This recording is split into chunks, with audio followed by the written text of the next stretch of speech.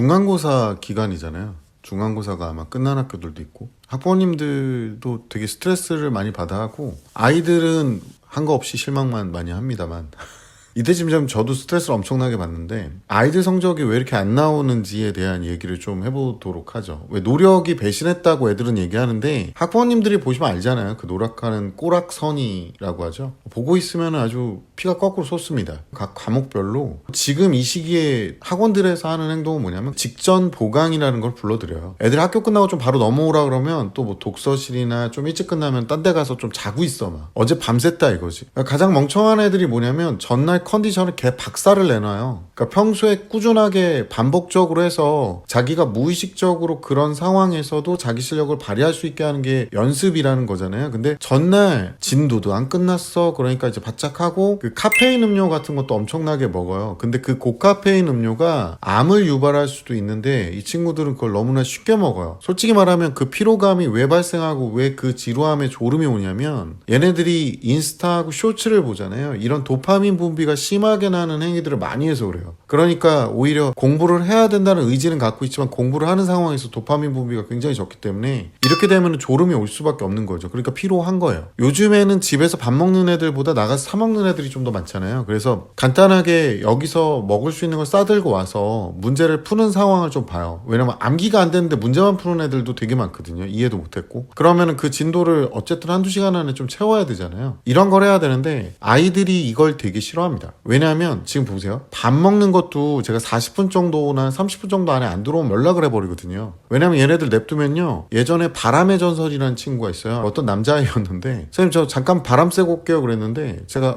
갔다 와 그러고 나서 이 친구가 5시간 동안 안 들어왔습니다. 가방 놓고. 연락도 안 되고요. 그러니까 학원 입장에서는 이런 아이들을 관리할 수밖에 없는 거죠. 그래서 애초에 시간을 정하고 바로 와서 문제 연습을 많이 시킵니다. 그리고 암기사항이 안 된 거 체크를 하고요. 왜냐면 이런 감시를 해야 되는 이유가 아이들이 성적이 안 나오는 첫 번째 이유가 자기 객관화가 굉장히 안 됩니다. 그러니까 자기가 자기를 과대평가를 하거나 과소평가를 해버리니까 과대평가를 하게 되면 이거를 그냥 대충대충 하게 되는 거고 과소평가를 하게 되면 또 웃긴 거는 포기를 해요. 그래서 이런 부분들 때문에 어쩔 수 없이 관리를 하는데 이 친구들 그래서 학원에서 그런 학습을 한다든가 이런 것도 굉장히 싫어요. 그러니까 자꾸 독서실을 가요. 그리고 이제 그 과목을 공부하는데 그 과목학원은 잘 안 가는 이유가 그 과목학원 선생님도 굉장히 잘 알거든요. 얘가 지금 뭐가 안 되는지 아니까 구체적으로 뭘 해야 되는지 시켜요. 관리형 독서실이나 일반 독서실을 가면 뭐 아예 관리하는 사람도 없고 그 과목 전문가도 아니신 분들이 그걸 보고 있으니까 그러면은 애가 뭐가 부족한지 잘 모를 수 있단 말이에요. 뭐 이게 된다 그러는데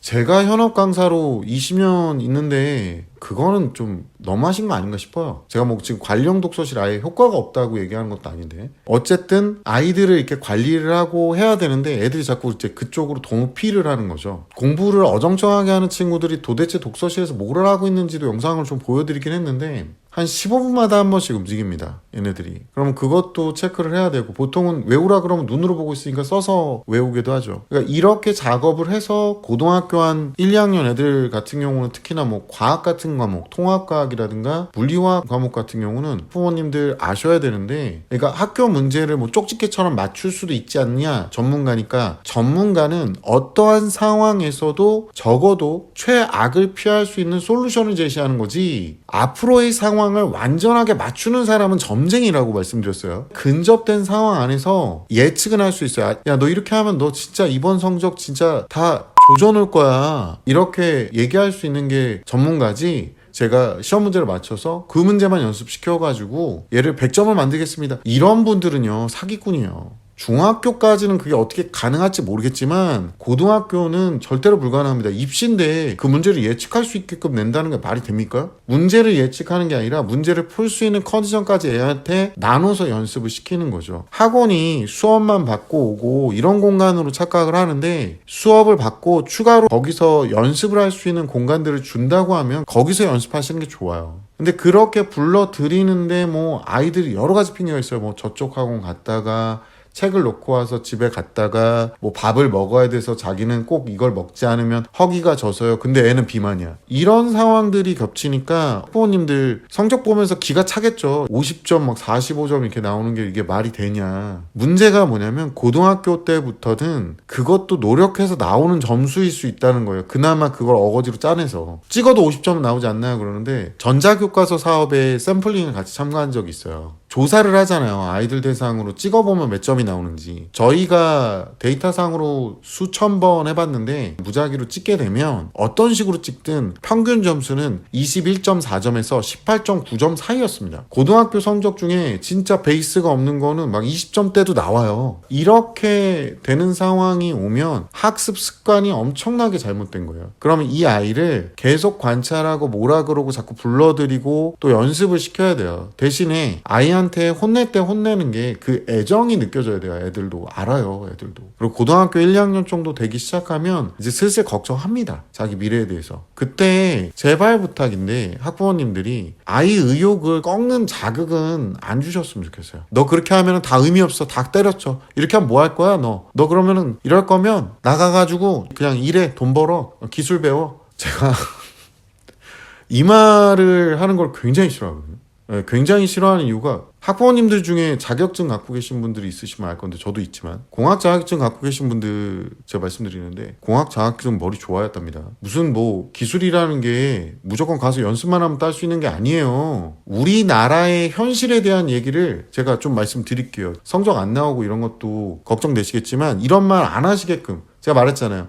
아이가 학습 의욕이 꺾이지 않게끔 해주는 게 좋아요. 다 관도는 감정적인 얘기잖아요. 그만둬. 이럴 거면 때려쳐. 의미 없어. 라는 말을 못하게 하는 이유가 하지 마시라고 자꾸 말씀드리잖아요. 이거 나중에 돌아온다니까요. 엄마 아빠가 감정적으로 그렇게 얘기하는 거야. 애가 그러죠. 안 할게. 안 해. 이렇게 나온다니까. 애한테 현실을 얘기해 주세요. 돈 버는 게 목적이라면 저는 재능 있는 아이들 뭐 음악, 미술, 체육은 원래 탑 클래스들이 돈을 벌잖아요. 이미 거기는 엄청 치열하다는 거 다들 아시잖아. 미술하고 음악 해가지고 돈 벌던 사람들이 어떤 상황에 처해지기 시작했는지 지금 보여줄 수 있는 게 지금 유튜브 썸네일이라든가 광고를 할 때 간단한 사파를 그리는데도 비용이 들었거든요. 지금은 안 들어요.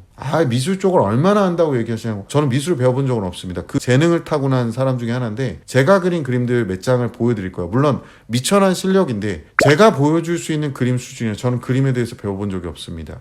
물론 이제 제가 운영하는 학원 얘기는 아니고요. 외부 업체에 맡겨놓고 작업을 했습니다. 중요한 건 뭐냐면 이것 또한 AI로 대체가 되고 앞으로 이 짤수는 계속 줄 거라고 예상을 하고 있고요. 음악 같은 경우는 제가 시간이 없어서 자주 못 만드는데 샘플링으로 AI 도움을 받아서 작곡을 하고 있는데 저는 악보를 못 그려요. 음악을 만들고 노래를 만드는데 2-3시간 정도면 제가 원하는 풍의 음악을 만들어낼 수 있는 수준까지 나오고 있습니다. 지금 현재 돈을 버는 상업 음악 미술 쪽은 굉장히 난해해진 상황에 왔어요. 그리고 음악 미술 쪽도 취업 라인에서는 공부를 안 하는 친구들을 잘 뽑질 않습니다. 또 하나가 육체적인 일을 하면 되지 않느냐라고 하는데 현재 테슬라 봇이라든가 보스턴 다이내믹사, 현대자동차가 갖고 있는 로봇이 이번에 새로운 세대 로봇을 발표를 했거든요. 보면 깜짝 놀라실 건데 3-4천만 원 정도 된다고 하고요. 아이들이 이제 성인이 됐을 때 더 발전돼서 돌아다닐 것들이에요. 그러니까 얘네들이 지금 보고 있는 단순 알바라든가 물류를 나르는 일이라든가 힘든 일들은 이런 걸로 대체가 되겠죠. 이렇게 되면 이 친구들은 고난이도 학문을 공부할 수밖에 없는 상황이 돼요. 근데 요즘 아이들이 안타깝지만 도파민에 중독된 아이들이에요. 집중력이 부족하고 깊이 있게 오랫동안 학습하는 게 잘 안 되는 친구들이 굉장히 많습니다. 근데 이 친구들이 또 감성적이면서 많은 것들을 재능으로 치부하고 있어요. 뭐 그게 공부 재능이든 아니면 음악, 미술, 체육에 대한 재능이든 여러 가지 재능 갖고 있는 친구들을 많이 봤는데 이 노력과 재능의 밸런스가 굉장히 잘 맞아야 돼요. 왜냐면 재능은 노력을 좀 더 쉽게 할 수 있게 해줘요. 중간에 타협점이 없는 게 뭐냐면 재능을 좀 많이 갖고 있어서 성공한 사람들 있잖아요. 공부도 잘하고 뭐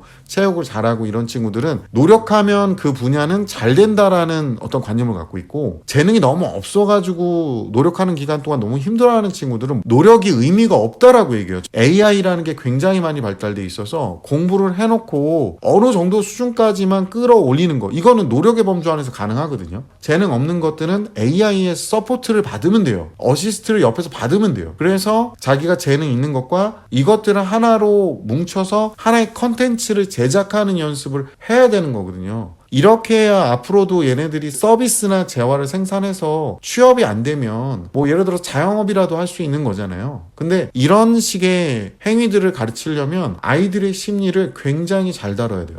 요즘 아이들 제가 말했잖아요. 자꾸 재능으로 치부하고 이건 재능이 없어서 안 되는 거라고 하면서 자기의 재능을 찾아서 헤매다가 끝나요. 제발 부탁인데 아이들한테 이렇게 하면 의미가 없다라는 게 아니라 현재의 위기 상황을 직접 보여주시면 돼요. 얘네들하고 저기 바닷가 가서 회 먹고 제주도 가서 폭포수 구경할 게 중요한 게 아니라 취업 박람회를 한번 가시라고. 로봇이나 이런 것들이 박람회가 열리면 그런 데도 한번 가보세요. 인공지능 활용해서 글 한번 써보신 적 있으세요? 인공지능 활용해서 노래 만들어 보신 적 있으세요? 인공지능 활용해서 그림책 만들어 보신 적 있습니까? 인간의 리터치가 들어가면 인간미는 다시 살아납니다.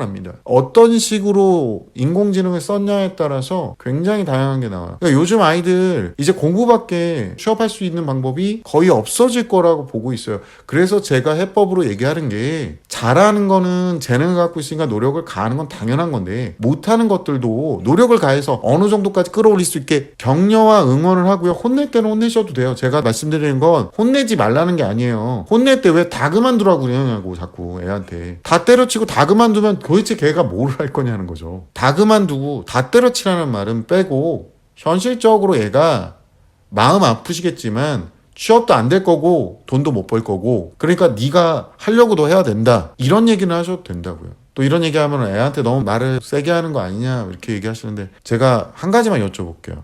이 아이가 아직 학생이니까 저도 지금 얼르고 달래고 설득하고 안쓰러워서 공부하자고 얘기를 하지 얘가 만약에 성인인데 저러고 있으면요 상종 안 합니다.